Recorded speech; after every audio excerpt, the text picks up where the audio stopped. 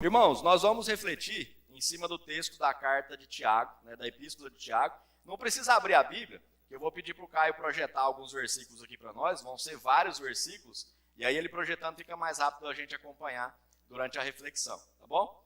A gente vai estudar dentro da epístola de Tiago, o capítulo 4, dos versos 1 ao 10. Mas eu espero que ninguém tenha labirintite, que a gente vai viajar no texto assim, para frente, para trás, muito, né? Então ninguém vai ficar tonto não, firma na cadeira aí, amém? Para a gente começar, irmãos, deixa eu fazer uma contextualização. A epístola de Tiago, a maioria dos teólogos e dos historiadores concordam que foi escrita por Tiago, irmão de Jesus. Na Bíblia existem alguns Tiagos que são mencionados.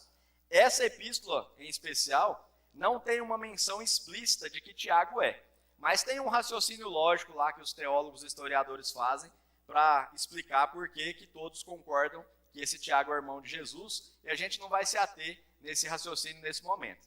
Mas Tiago, depois que Jesus foi crucificado e ressuscitou, Jesus apareceu para ele teve um encontro com Jesus, e um tempo depois ele começou a liderar a igreja, o grupo de cristãos que ficou em Jerusalém. E por que isso é importante para a gente contextualizar? Porque no verso 1 da epístola de Tiago está escrito assim, no capítulo 1, verso 1 está escrito assim: Tiago, servo de Deus e do Senhor Jesus Cristo, às 12 tribos que andam dispersas, saudações, ali está saúde. Ele está se apresentando e saudando as igrejas que vão receber a carta dele. Ele disse ali, às 12 tribos, ou seja, quem eram as 12 tribos? Os cristãos judeus, que andam dispersas, que estavam espalhadas por causa da perseguição aos cristãos naquela época. Em algumas Bíblias, em algumas traduções, vai estar escrito as 12 tribos na diáspora. Diáspora é a dispersão pela perseguição, tá? Então, Tiago está escrevendo, não é uma carta evangelística. Ele não está escrevendo para os gentios. Ele não está escrevendo para apresentar o evangelho para alguém. Ele está escrevendo para pessoas, para igrejas que já creem em Jesus Cristo. Ele está escrevendo para os domésticos na fé. Ele está escrevendo para aqueles que fazem parte da família de Deus por crer em Jesus Cristo. Ou seja, ele está escrevendo para quem? Para nós. As orientações da carta de Tiago, da epístola de Tiago, são orientações para nós, para a igreja, para todos nós. E a carta de Tiago é um livro bem curto, tem só 5 capítulos. Gostaria muito de deixar um convite para a igreja fazer a leitura dessa carta ao longo dessa semana, porque são conselhos muito práticos para a nossa vida em comum. Vida em comunhão, vida de igreja, a vida de crente que está em comunhão na igreja. E essa parte do capítulo 4, em especial, eu achei muito interessante, porque há alguns dias o irmão Mauro não está aí hoje, né? Ali. O irmão Mauro ministrou a palavra aqui na quarta-feira, e aí na palavra dele ele começou no capítulo 4, verso 8, né? A gente vai falar sobre o verso 8 daqui a pouco. Mas depois em casa eu fui ler o capítulo 4, e algumas partes chamaram muito a minha atenção. E aí quando o pastor me deu a oportunidade de ministrar essa noite, eu falei, eu vou falar sobre isso. E concentrei a minha leitura, meu estudo bíblico esses dias, e hoje especialmente, nisso. Nós vamos estudar do 1 ao 10, mas nós vamos começar pelo versículo 5. Capítulo 4, carta de Tiago, capítulo 4, verso 5, está escrito assim: Ou cuidais vós, que em vão diz a Escritura, o Espírito que em nós habita tem ciúmes. Isso, ali está na Almeida Corrigida e Fiel, na Nova Versão Internacional está escrito assim: Ou vocês acham que é sem razão que a Escritura diz que o Espírito que ele faz habitar em nós tem fortes ciúmes. E aí, quando eu li essa parte, eu fiquei um pouco intrigado, né? Falei, o Espírito é o Espírito Santo, habita em nós. O Espírito Santo é Deus. Deus tem ciúmes. Porque quando a gente pensa em ciúme parece que é um sentimento tão mesquinho, não é? Não, ciúme não é uma coisa ruim. E eu fiquei, Deus tem ciúme? E fiquei pensando sobre isso, né? Mas aí antes da gente seguir, vamos fazer uma breve distinção aqui. Imagina uma criança. chamar de Lucas, Luquinhas. Luquinhas tem um tratorzinho vermelho que ele ama brincar com esse tratorzinho. Quando chega criança na casa dele, o que o Luquinhas faz? Às vezes ele esconde o brinquedo, às vezes ele brinca para mostrar para os outros, mas ele não deixa ninguém brincar. Por quê? Porque ele tem um ciúme. Porque ele não quer que os outros brinquem, porque ele não quer que o outro estrague aquele brinquedo dele. O ciúme infantil é um ciúme possessivo e um ciúme egoísta. Ele quer para ele, aquele brinquedo é só dele. Ninguém pode brincar com aquele brinquedo, porque é só dele. E às vezes, quando você toma o brinquedo do menino, não, deixa o coleguinha brincar, o que ele faz? Esperneia no chão, porque é um ciúme possessivo. Egoísta, é meu, é só meu, eu quero para mim. Ciúme infantil. Se a gente pensar num casal, imagina marido e mulher, João e a Maria, são casados. O casamento, um relacionamento conjugal, a base do casamento é o quê? O compromisso e a fidelidade. Se um dos dois, ou o João ou a Maria, começar a se aproximar de alguém por amizade, e o outro cônjuge começar a ficar abalado, porque está achando que o outro está dando atenção demais para outra pessoa, surge aí o quê? Ciúme. Por quê? Não é um ciúme igual o da criança, de posse, de egoísmo. A gente sabe que às vezes acontece, mas é um caso de tratamento. Num relacionamento conjugal, o ciúme que uma pessoa sente é porque ele quer manter o quê? A exclusividade do relacionamento. A minha esposa é minha esposa. A atenção dela para mim, a minha atenção para ela. Não é uma questão de posse como uma criança. Tranquilo? Agora, como que Deus, o Espírito que habita em nós, tem ciúmes? Imagina esse relacionamento conjugal, esse desejo de ter exclusividade. Agora, amplia isso ao máximo. O ciúme que Deus tem de nós é um sentimento, é um desejo de exclusividade, mas muito mais profundo do que o ciúme conjugal. Porque Deus, ele não deseja a minha atenção e o meu corpo. Ele deseja o meu coração. Ele deseja a minha devoção. Deus, ele não vai aceitar dividir a minha atenção, a sua atenção, o meu coração e o seu com nada desse mundo. Então, esse ciúme de Deus é um desejo de exclusividade que nós entreguemos o nosso coração e a nossa devoção e a nossa adoração exclusivamente a Deus. Amém? E aí, esse desejo de exclusividade de adoração que Deus tem, né, que ali está mencionado como ciúmes, porque na palavra, a gente quando fala ali, em vão diz a Escritura, o Espírito que habita em nós tem ciúmes, está na palavra. Mas está na palavra esse desejo de Deus em relação à exclusividade da nossa adoração. Coloca aí Êxodo capítulo 20, nós vamos ler do 3 ao 5. O terceiro e o quarto mandamento, o terceiro mandamento, né? Não terás outros deuses diante de mim. Deus é nosso Deus com exclusividade. Não farás para ti imagem de escultura, nem alguma semelhança do que há em cima nos céus, nem embaixo da terra, nem nas águas debaixo da terra. Não te encurvarás a elas, nem as servirás, porque eu, o Senhor teu Deus, sou Deus zeloso. E aí vamos parar por aí, não precisa continuar. Deus, já nos mandamentos, ele disse o quê? Que ele deseja a nossa adoração com exclusividade. No Evangelho de Mateus, capítulo 22, do verso 36 ao 38, está escrito assim, ó. E isso é muito legal. Um estudioso da lei um dia perguntou para Jesus assim, mestre, qual que é o grande mandamento da lei? Dependendo da versão, vai estar escrito, qual que é o maior mandamento? E aí Jesus respondeu.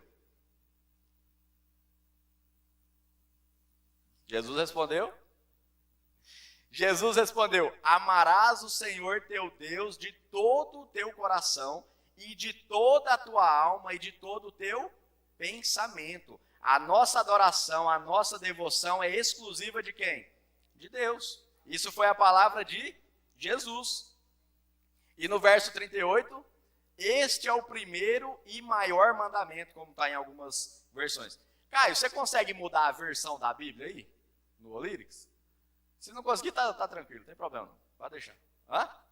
Para Almeida Revista Atualizada. Que a hora que eu coloquei aqui, eu coloquei essa, mas era para ter colocado a CEF. Mas pode deixar essa, não tem problema não. E aí, mais uma passagem, só para a gente ter certeza de que Deus deseja a nossa adoração com exclusividade. 1 João 2,15. Não ameis o mundo, nem o que no mundo há. Se alguém ama o que está no mundo, o amor do Pai não está nele. A gente tem que amar quem? De toda a nossa alma, de todo o nosso entendimento? Deus. Então, é amar a Deus. Não tem divisão. Amém? Então, a gente concorda que Deus nos ama profundamente e deseja o nosso coração com exclusividade. E Deus, irmãos, Ele não aceita nos dividir. E uma coisa que eu esqueci de colocar na minha anotação, mas que ficou na minha mente desde que eu li essa parte do ciúme, quando eu entendi a questão do ciúme, é que uma coisa a gente tem que ter muito claro na nossa mente. Satanás não tem ciúme. Porque se a gente tiver com um pé no mundo e um pé na igreja, para ele tá massa. Um pé no mundo e um pé na igreja quer dizer que você ama a Deus e ama o mundo. E ali está falando que quem ama o mundo, o amor de Deus não está nele. Se a gente vem para a igreja domingo, segunda-feira, a gente é a mesma pessoa, que não muda de jeito nenhum, mentiroso, fofoqueiro, trapaceiro. Você está lá de fora, você é uma pessoa, você está aqui dentro é outra, para o Satanás tá ok. Deus nos quer com exclusividade. Satanás não tem problema em dividir, porque ele sabe que se você está aqui no domingo, à noite você chora, e ai meu Deus, mas segunda-feira você é a mesma pessoa que está passando golpe nos outros, e você é mentiroso, você não está... Para ele não faz diferença nenhuma você vir na igreja. Tem um livro, esse livro, o nome dele é muito polêmico, né? O livro do C.S. Lewis, que chama Cartas de um Diabo a Seu Aprendiz. C.S. Lewis foi um escritor cristão, ele era ateu, mas se tornou cristão. Tem grandes obras e várias obras sensacionais. E essa obra é um livro de ficção, é um estilo de escrita que assim, eu achei sensacional. É o diabo explicando como que o sobrinho dele, que é outro diabo, tem que dominar o homem. E o que ele mostra, irmãos, no texto, é o que a gente vive. E aí ele está explicando, né? Uma hora o diabo fala que o paciente dele começou a ir para a igreja. E ele fala assim, não preocupa não, que ele está indo para a igreja, mas ele não mudou nada, então não tem problema, pode deixar ele ir para a igreja. E aí, são várias cartas, né? E no momento lá, quando o diabo fala que ele começou a transformar, que ele encontrou uma pessoa, uma mulher muito cristã, e ele estava começando a viver uma transformação de vida, aí o diabo começa a ficar preocupado. Porque o que preocupa o diabo é o quê? É a transformação de vida, quando a pessoa começa a dedicar exclusividade a Deus. Porque tá metade aqui e metade lá fora, tá inteiro lá fora. É uma anedota, né? Eu não lembro ela inteira, mas eu sei que tinha um muro que dividia o céu e o inferno. E aí a pessoa não sabia se ficava no céu ou se ficava no inferno. E ele falava assim, então anda no muro aí e escolhe um lado para o outro, né? E aí ele estava andando no muro, e aí os anjos de um lado falavam, vem para cá, vem para cá, vem para cá. E do outro lado estava o Satanás de braço cruzado, né? E aí ele falou para o Satanás, ele em cima do muro, falou assim, mas eles estão me chamando tanto para lá, você não vai me chamar para o seu lado? Ele falou, não, quem está no muro já está comigo. E é assim, irmãos. Quem está no muro, está com o inimigo. A gente tem que buscar uma vida de devoção exclusiva a Deus. Estou falando que é fácil, não, mas é isso que a gente tem que buscar. E aí, no verso 4, lá de Tiago, capítulo 4, a gente leu o verso 5 no verso 4, que é o que vem antes, né? Está ali, ó. Adúlteros e adúlteras, não sabeis vós que a amizade do mundo é inimizade contra Deus? Portanto, qualquer que quiser ser amigo do mundo, constitui-se inimigo de Deus. Na primeira parte, na Nova Versão Internacional, na EVI, está escrito assim, adúlteros, vocês não sabem que a amizade com o mundo é inimizade com Deus? A gente já falou aqui diversas vezes sobre relacionamento com Deus. Estabelecer um relacionamento com Deus é estabelecer intimidade com Deus. Estabelecer intimidade com Deus pressupõe o quê? Compromisso e fidelidade. E Deus tem ciúme de nós, Ele quer a nossa exclusividade. Por que Ele está chamando a igreja, os membros da igreja, de adúlteros e adúlteras, de infiéis, que em algumas versões aparece assim? Porque se você tem um relacionamento com Deus e você ama o mundo, você está traindo o relacionamento com Deus. Justo um Deus que não vai dividir o seu coração, um Deus que deseja exclusividade. E aí a gente ama o mundo e ama a Deus. Então você está mentindo para os dois. Na verdade, a parte de amar o mundo, às vezes até é mais verdadeira. Porque se a gente ama a Deus de verdade, vai ter uma entrega, vai ter um sacrifício para viver essa exclusividade do amor a Deus. Mas às vezes a gente não consegue. E aqui, irmãos, quando fala ali do amor ao mundo, né, a gente precisa deixar claro que esse mundo é o quê? Esse sistema do mundo que a gente vive. É o sistema mal, corrupto, né, são os pecados, os vícios. É tudo isso que a gente vê no mundo que desagrada a Deus. Todos esses princípios que para o mundo é normal, mas que contraria a palavra de Deus. Esse mundo a que a palavra se refere é isso. Não é o mundo físico onde a gente está. Porque a gente está de carne e osso, a gente precisa trabalhar, precisa fazer um monte de coisa. O mundo a que se refere ali são princípios. Tudo que desagrada ao Senhor. E aí, se a gente quer ter amizade com o que desagrada a Deus, a gente está traindo Ele. E aí, voltando ali na nossa analogia do João e Maria. Imagina lá, a gente tem João e Maria, marido e mulher. Vou dar o exemplo da Maria, mas as mulheres me perdoem, as mulheres entendam que é o contrário, tá? O João casado com a Maria. Se a Maria começa a ter um relacionamento de proximidade com o Chico, o que acontece aqui entre os dois? Ciúme, certo? E se porventura essa pessoa com quem ela estabeleceu um relacionamento de proximidade, é colega de trabalho, qualquer coisa, é uma pessoa que já traiu, roubou, lesou, difamou o João. Você entende que agora, além do ciúme, a situação é mais grave? Agora é um tipo de traição. E é por isso que na palavra é chamado de adultério. Porque você está traindo o seu relacionamento com Deus. O mundo a que a palavra se refere é o Satanás. São os princípios que o inimigo tem imposto nesse mundo. E esses princípios ferem a Deus, contrariam a Deus. Se a gente está se aproximando de tudo que fere e desagrada a Deus, a gente não está só despertando o ciúme de Deus, a gente está traindo, a gente está cometendo um adultério nesse relacionamento de fidelidade a Deus que deseja a nossa exclusividade. E é por isso que está ali, adúlteros, infiéis, tem várias partes que falam isso. E para reforçar a questão do quanto Deus deseja que a gente não tenha um coração dividido entre Ele e o mundo, a gente sabe que o mundo hoje, na verdade é toda a vida, mas vamos pensar só na nossa época. Se a gente parar para pensar, o que impera no mundo? É a maldade, a crueldade, a corrupção ou o amor de Deus? É a maldade, não é? Alguém tem alguma dúvida? Não, hoje o que impera no mundo é o amor de Deus. Não é, irmão? Você está acreditando nisso, você está muito inocente. Coloca aí para nós 1 João 5,19. A palavra de Deus já nos exorta, que a gente diz assim, ó, sabemos que somos de Deus e que todo o mundo jaz no maligno. O mundo jaz no maligno. Se a gente ama o mundo, você está amando o mundo que está no maligno. E é por isso que a gente não pode ter um coração dividido. Amém? Bom, e aí, continuando, né, ali na parte do final do verso, estava falando, quem quer ser amigo do mundo faz-se inimigo de Deus. Mas como assim, ser amigo do mundo nos torna inimigos de Deus? Coloca Mateus 6, 19, a gente vai ler até o 21. Olha só. Não ajunteis tesouros na terra, onde a traça e a ferrugem tudo consomem, e onde os ladrões minam e roubam. Mas ajuntai tesouros no céu, onde nem a traça nem a ferrugem consomem, e onde os ladrões não minam e nem roubam.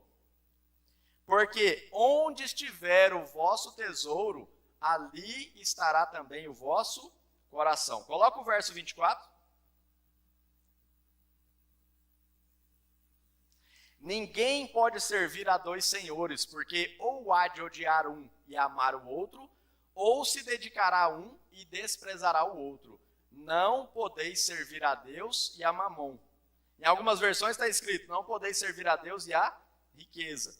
Mas para o nosso estudo bíblico aqui não podeis servir a Deus e ao mundo. Não podeis servir a Deus e à vaidade. Não podeis servir a Deus e tudo aquilo que quer ocupar o seu coração, no seu coração o lugar de Deus. Deus deseja exclusividade na nossa adoração. E ali, muitas vezes, a gente fala dessa passagem, porque a busca por riqueza, por uma estabilidade financeira, por prosperidade, ocupa a nossa mente. Mas o que diz respeito ali de não poder servir a Deus e a riqueza, essa parte da riqueza é qualquer coisa que ocupa o nosso coração. Aonde estiver a sua riqueza, está o seu coração. Onde está o seu desejo, o seu objetivo, é onde está o seu coração. E Deus deseja que o nosso coração esteja exclusivamente voltado para onde? Para Ele. Amém? E aí, pegando o gancho de Mateus 6, a gente volta lá para o livro de Tiago, capítulo 4, e a gente vai ler do 1 ao 3. De onde vêm as guerras e pelejas entre vós? Porventura não vem disto, a saber, dos vossos deleites, que nos vossos membros guerreiam? Cobiçais e nada tendes, matais e sois invejosos e nada podeis alcançar. Combateis e guerreais e nada tendes, porque não pedis. Pedis e não recebeis, porque pedis mal, para gastardes em vossos deleites. Na Almeida Revista Atualizada, está escrito assim, pedis e não recebeis, porque pedis mal, para esbanjardes em vossos prazeres. Irmãos, se a gente tiver com o coração exclusivamente voltado para o Senhor, não vai ter espaço para egoísmo. É lógico que a gente continua aqui nesse mundo, trabalhando, a gente tem sonhos, tem que correr atrás, tem que conquistar. Amém, graças a Deus. E cada um numa luta diária individual. Guerra diária individual. Faz parte. Só que aonde está o nosso coração? Se o nosso coração estiver nessa busca, vai começar a dominar em nós o quê? O egoísmo. Não, é meu, para mim, eu quero. E às vezes, em alguns casos, a pessoa, na busca do eu quero para mim, tudo para mim, começa a o quê? Corrupção, começa um monte de coisa errada. Mas antes disso, pode ser que você não seja uma pessoa corrupta, e graças a Deus por isso. Mas pode ser que você seja uma pessoa que, nessa ânsia de ter tudo para mim, você esquece de ter generosidade, você esquece de olhar para o próximo. Se a gente tiver um coração voltado para Deus, a gente vai alcançar as coisas, a gente vai continuar correndo e batalhando, mas a gente não vai ter egoísmo, o nosso coração não vai estar nessas coisas. Não estou falando que a gente não tem que trabalhar, a gente tem que trabalhar. Só que a gente vai, quando o egoísmo, que é uma coisa que está na nossa carne, então é um instinto natural, falar no seu coração, o Espírito Santo vai agir na sua vida na forma do domínio próprio. Ele vai te incomodar, falar, não é assim. E você tem sensibilidade para ouvir o Espírito Santo na sua vida, vai fazer o quê? Com o domínio próprio, mudar seu comportamento. Vigiar seu comportamento e mudar. Quantas e quantas vezes a gente já correu atrás e se frustrou buscando sonhos, realizar sonhos, alcançar coisas materiais, que às vezes é um desejo do nosso coração, mas que a gente não apresentou ao Senhor.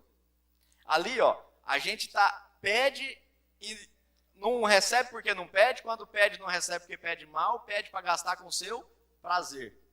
Às vezes a gente está orando e pedindo uma coisa para Deus que é só para a minha satisfação pessoal, é só para realizar um desejo da minha vaidade. Será que eu apresento os meus desejos a Deus e peço para Ele confirmar no meu coração se o que eu desejo está alinhado com o propósito de vida que Ele tem para mim? Porque Deus, eu não acredito que Deus nos dá de bom grado alguma coisa que Ele sabe que não está alinhado com o nosso propósito de vida. Imagina, você tem um filho, eu não tenho filho ainda, desejo ter, em nome de Jesus teremos, né, meu bem? Mas, você que já tem filho, eu tenho certeza que você ama seu filho demais da conta. Seu filho tem 10 anos de idade, ele sonha e você tem condições, imagina você não tem restrição financeira para você. Seu filho fala, papai, eu quero uma Ferrari. Aí você vai lá e compra uma Ferrari de plástico para ele, não, eu quero aquela grandona. Você vai dar um carro de verdade para o seu filho de 10 anos de idade? Não vai. Você ama ele. Você não vai entregar na mão dele uma coisa que vai causar o mal. Esse dia tem até o vídeo, né, falando quando os avós sabem que fez coisa errada, né? Os avós dão uma mini moto para a criança nos Estados Unidos. Ele mostra no gramado assim, o menino passa voando. O pai não ia fazer aquilo. Talvez o pai faria, a mãe não. Mas não faz, e assim é Deus conosco, irmãos. Às vezes a gente tem desejos que é para nossa vaidade, que é um prazer pessoal que você quer alcançar. Coloca isso nas mãos de Deus. Não é que a gente não possa sonhar e desejar e querer as coisas. Coloca isso nas mãos de Deus. E pede para Deus confirmar no seu coração se isso está alinhado com o propósito de vida que Ele tem para você. E se não estiver, que Ele conforte seu coração e te dê direção do que vai estar. De maneira nenhuma a gente pode desanimar de perseverar em oração, em jejum, em buscar o Senhor. Só que a gente tem que buscar alinhado com Deus. A gente tem que buscar debaixo da promessa de Deus para nós. E só para relembrar, esse texto foi escrito para quem? Para a igreja, para nós, para os crentes. A gente tem sonhos, a gente tem ambições, tem desejos. A gente tem que apresentar isso a Deus. Amém? E olha só, nessa questão de apresentar isso a Deus, né? Lá em Jeremias 17:9, está escrito assim: enganoso é o coração, mais do que todas as coisas, e perverso, quem o conhecerá? Se a gente for dominado pelos desejos do nosso coração, o que vai ser de nós, irmão? Se todos os dias a gente for dominado, for levado por aquilo que a gente deseja, o que vai ser de nós? O coração é enganoso mais do que todas as coisas e ele é perverso. É a carne que está aqui dentro de nós. Mas a gente tem o Espírito Santo que nos dá o quê? Domínio próprio. Sabedoria, discernimento, alegria, felicidade, longanimidade. Amém? E aí, se a gente for levado pelo nosso coração, a gente vai se tornar o crente que tem, né? O pastor fala muito disso aqui. Ah, a música aqui, esdrúxula, chula, fala uns trem muito, tem nada a ver, mas o que tem? Ah, isso aqui, filme aqui, ó, essa série aqui, novela, só pornografia, mas o que tem? A gente não pode ser um crente que tem. O crente que tem é o crente dividido. De Deus que é a nossa exclusividade. Tem alguém contando quantas vezes eu falei exclusividade? Não, né? Conta aí que vai dar bastante. A gente fala para os jovens, né? Sobre, na escola, na faculdade, tem muito cuidado com os colegas, com os amigos, com os convites. Porque na faculdade, no barzinho, no futebol, muitas vezes vai aparecer. O que tem? Mas é só um trago no cigarro aqui, ó, só para você experimentar. O que tem? Mas é só um golinho aqui na cerveja para você experimentar. Se os jovens for dominado pelo coração e for ser um jovem que tem, o futuro dele é complicado, irmão, difícil. E aí, para a nossa vida adulta, é na mesma linha. E aí a gente brinca, né? Se a gente for por esse lado, daí para frente é só para trás. Não vai chegar num lugar muito agradável. E para sair desse lugar desagradável é difícil, né? Bom, sabendo o que a gente tem que fazer para não ser levado pelos desejos egoístas que nascem dentro de nós, o que a gente tem que fazer de verdade? A palavra também nos orienta. Está lá em Gálatas capítulo 5, verso 16. Digo, porém, andai em espírito, e não cumprireis a concupiscência da carne.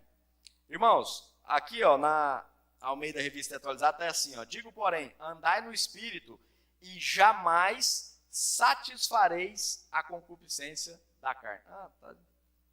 Era a NVI que estava diferente, então. Irmãos, o que é andar no espírito? É ter um relacionamento com Deus. Andar no espírito é ter intimidade com Deus. Andar no espírito é o exercício de fidelidade a Deus. Andar no espírito é essa busca por dar nossa adoração exclusivamente a Deus. Não estou falando que é fácil, nem que a gente vai ser perfeito nesse processo. Mas a gente tem que buscar isso. Porque Deus vai olhar o que em nós? O nosso coração. O que você está buscando de verdade? Amém? E lá em Tiago 4, 6, 7, porque ainda não acabou, a gente vai até o 10, né? Quase, calma que está acabando. No 6 está escrito assim, ó, Tiago capítulo 4, verso 6. Antes, ele dá maior graça, portanto diz, Deus resiste aos soberbos, mas dá graça aos humildes. Pode passar? Sujeitai-vos, pois, a Deus. Resisti ao diabo e ele fugirá de vós. Irmãos, confiar e descansar no Senhor é um exercício de humildade e de submissão. Porque muitas e muitas vezes a gente acredita que nós vamos resolver os nossos problemas como? Na força do nosso braço, pelo nosso esforço. Não quer dizer que a gente não precisa orar, jejuar, perseverar na busca no Senhor, mas a gente precisa depositar a nossa fé em Deus de que Ele vai fazer se aprouver a Ele fazer.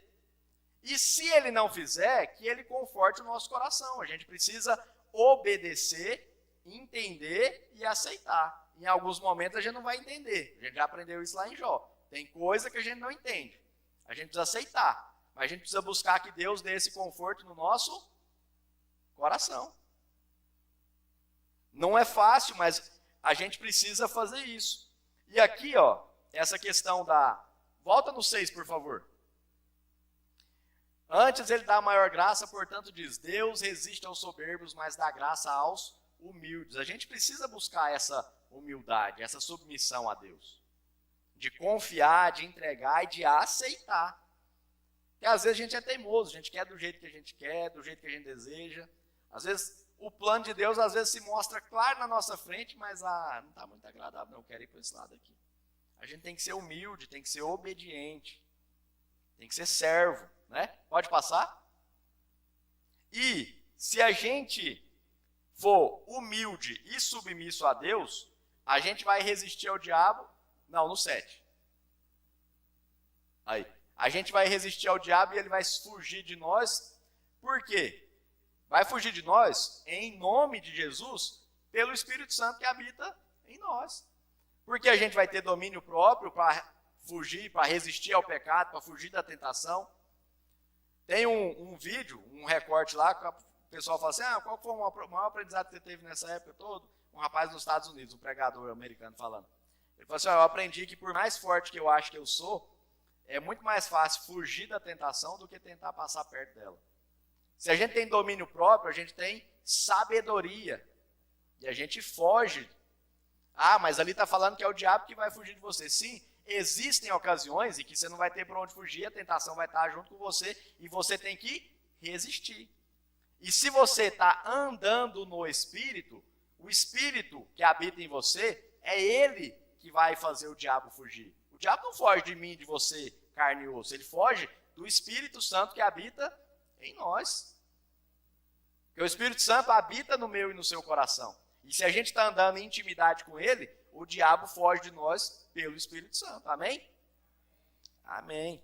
E aí, ó, se a gente andar no Espírito, a gente vai viver o propósito de Deus para a nossa vida, e isso é uma promessa de Deus, que está lá em 2 Crônicas 7,14, diz assim, ó.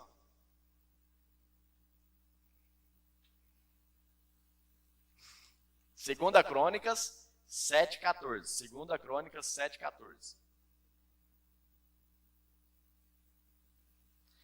Se o meu povo, que se chama pelo meu nome, se humilhar e orar e buscar a minha face e se converter dos seus maus caminhos, então eu ouvirei dos céus e perdoarei os seus pecados e sararei a sua terra.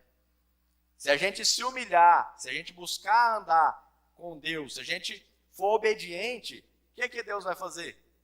Se a gente buscar se converter dos maus caminhos, ou seja, uma transformação de vida, o que vai acontecer? Deus ouve dos céus, perdoa os nossos pecados e sara a nossa terra. É uma promessa de Deus para nós, irmãos.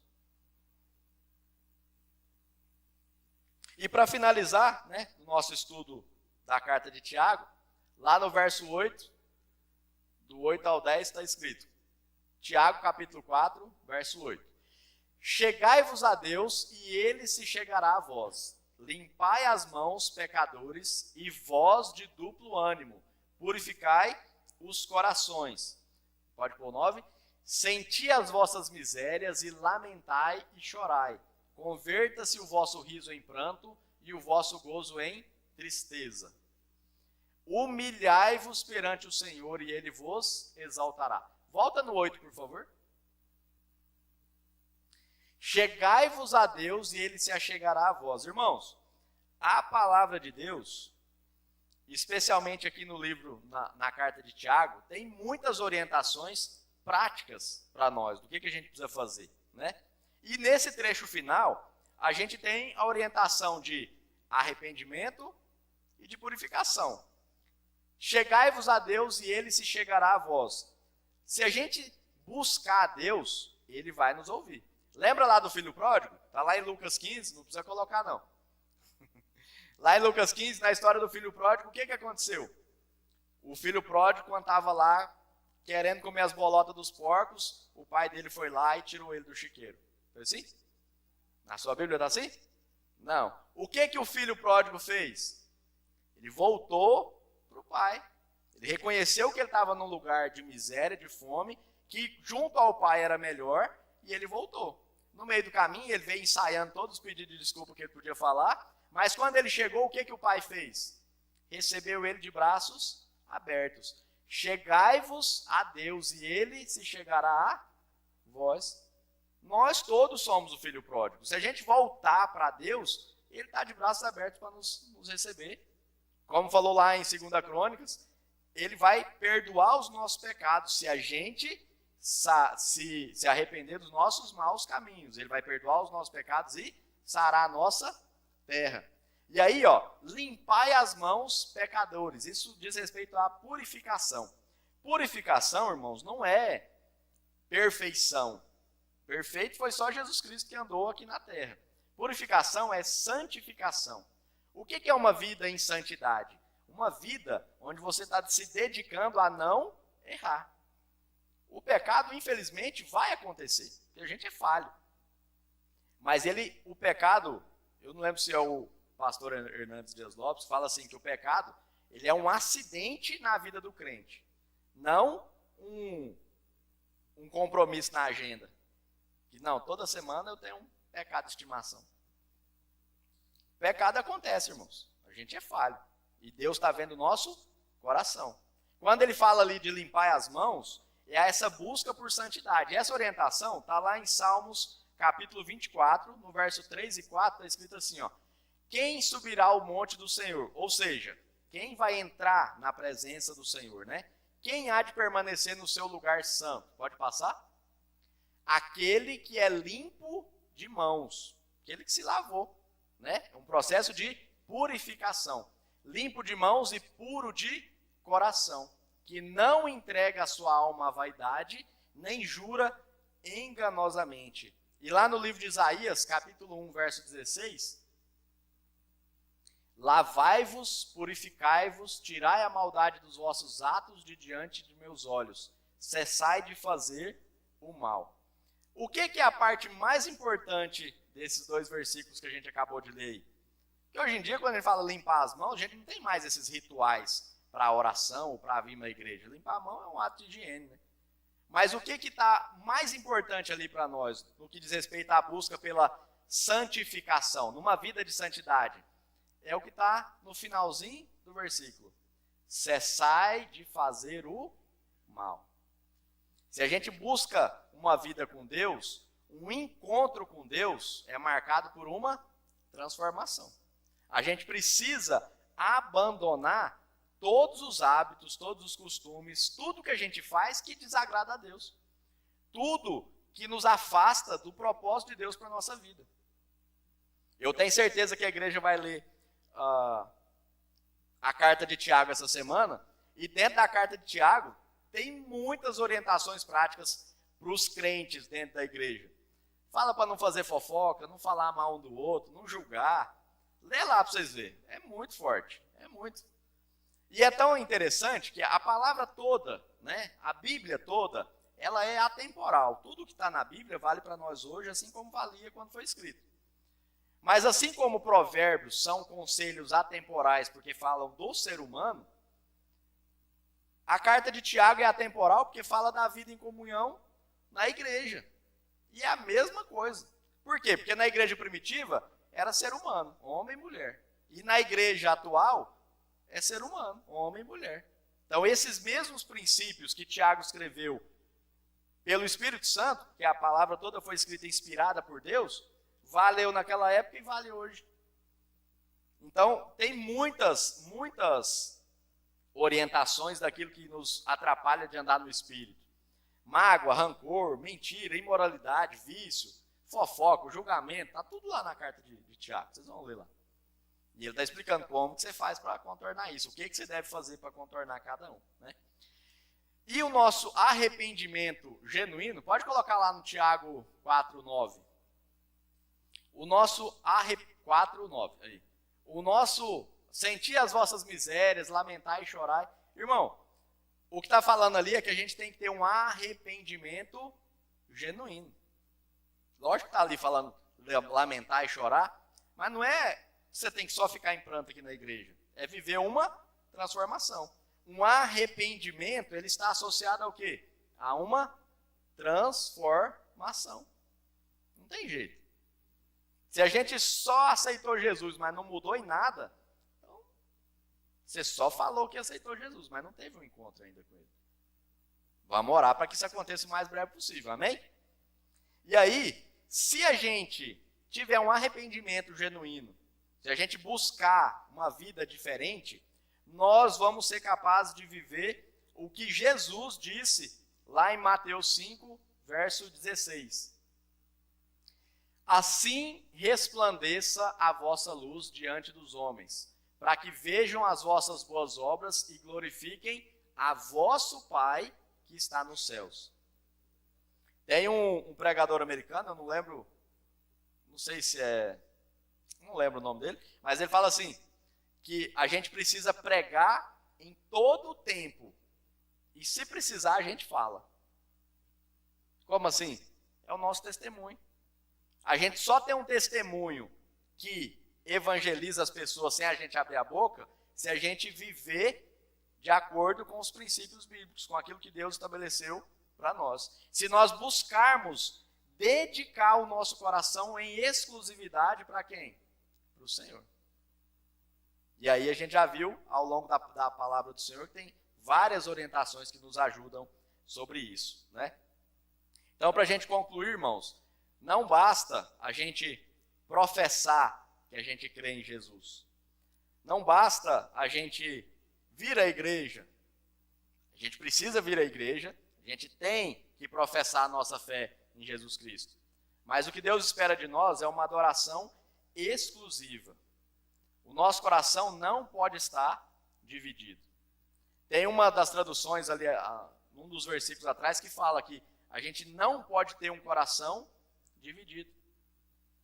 E aqui no texto já começou falando, a gente não pode amar a Deus e amar o mundo. A gente precisa buscar viver um arrependimento genuíno. Ah, irmão, mas é muito difícil, eu tenho vício nisso, ou vício naquilo, uma fraqueza nisso. Irmãos, é o Espírito Santo que vai te fortalecer e te ajudar a vencer todas as suas fraquezas. Se você buscar forças nele. Não é pela sua carne, por mim ou por você, que você vai conseguir vencer um vício, você vai conseguir ser liberto daquilo que está amarrando a sua vida espiritual. A gente precisa viver uma transformação, irmãos. A gente precisa deixar o Senhor habitar no nosso coração. E a gente só consegue viver essa libertação pela ação do Espírito Santo na nossa vida. Amém? Então, que a gente possa se comprometer a aplicar essas e as outras orientações que existem na palavra do Senhor para a nossa vida. Para a gente poder viver na nossa vida diária, todos os propósitos que o Senhor tem para a nossa vida. Que a gente possa resistir ao diabo, resistir à tentação, para que a gente tenha sabedoria para viver isso, para que a gente consiga dedicar com exclusividade o nosso coração a Deus. Amém? Que a gente seja uma família que trabalha em comunidade, em comunhão, que o nosso testemunho individual e coletivo faça com que as pessoas glorifiquem a Deus, através da obra que elas verão. E que seja tudo sempre para a honra e glória de Jesus. Amém? Vamos fazer uma oração, irmãos? Convidar a igreja a ficar de pé, para nós encerrarmos.